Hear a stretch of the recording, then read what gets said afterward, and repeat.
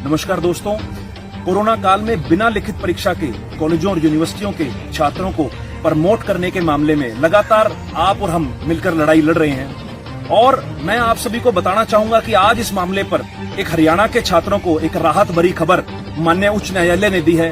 कुछ दिन पहले माननीय उच्च न्यायालय में हमने फाइनल ईयर के जो छात्रों के साथ हरियाणा की सरकार भेदभाव कर रही है तो एनएसयूआई ने इसके खिलाफ 2 रिट पिटीशंस दायर करी थी और मुझे आपको बताते हुए बड़ी खुशी हो रही है कि आज माननीय न्यायालय ने इस पर संज्ञान लेते हुए हरियाणा सरकार को नोटिस इशू करा है और इसकी अगली तारीख 25 तारीख रखी है। जो हमने रिट पिटीशंस फाइल करी हैं, एक जो हमने स्टेट गवर्नमेंट और डिपार्टमेंट ऑफ हायर एजुकेशन को पार्टी बनाया है और दूसरा जो Haryana state board technical education ने पॉलिटेक्निक और डी फार्मेसी का जो इन्होंने नोटिफिकेशन जारी किया था, इन दोनों संदर्भ में हमने रिट पिटीशन फाइल करी थी और अब अगली सुनवाई 25 तारीख को होगी। हमारी अधिकतर लड़ाई हम जीत चुके हैं और मुझे उम्मीद है कि आगे भी आपका अगर सहयोग हमारे साथ बना रहा, हम सब मिलकर इस लड़ाई को जीतेंगे और इस हरियाणा सरकार को घुटनों पर लेकर आएंगे। धन्यवाद।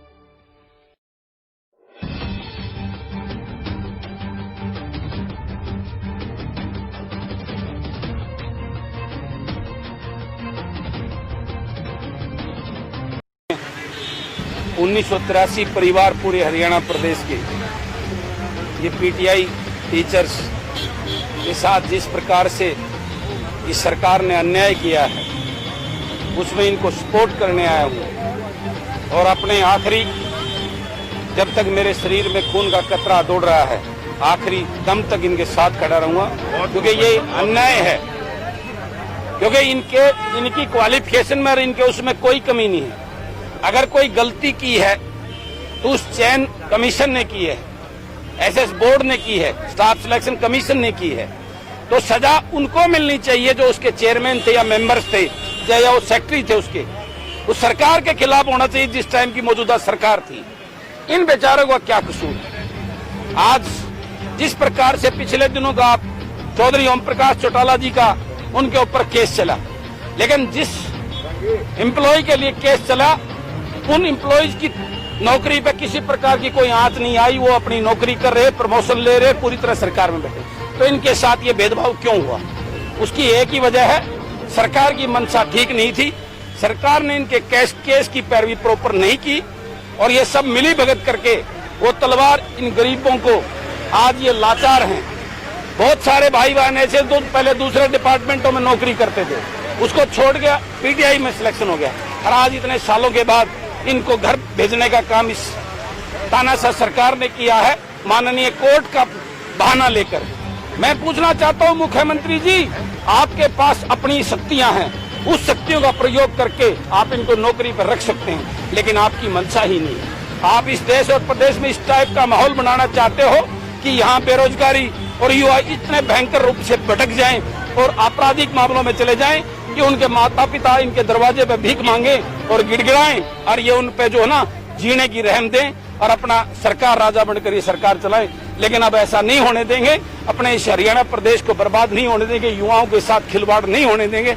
हम इसके लिए लड़ाई लड़ेंगे और मैं तन मन धन से इसके लिए मैं पूरे अपने भाई बहनों के साथ खड़ा हूं। ठीक है। बलराज कुंडू जी का संघर्ष, उनकी योग्यता और पत्थरवाले को बने, ये लोग आप सभी इनके बारे में जानते हैं। जैसे समाज के प्रति